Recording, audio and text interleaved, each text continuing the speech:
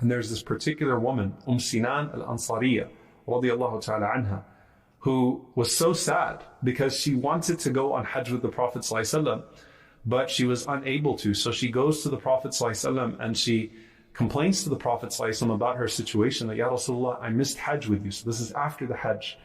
And the Prophet ﷺ says, well, what stopped you from doing Hajj with us, O Sinan? And she said, my husband only has 2 camels. He used one for himself to go out with Hajj for you, and the other camel is for irrigating our land. So I had no way to actually go out with Hajj or for Hajj with you, sallallahu alaihi wasallam. The Prophet ﷺ could have given her a specific answer to her situation. He could have said to her, for example, that, you had the sincere intention, so inshallah it counts. And that would have been true to everything that the Prophet ﷺ had already said about so many other things.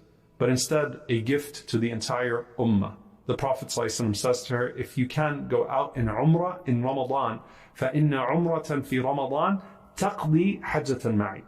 If you do Umrah in Ramadan, it is equal to doing Hajj with me.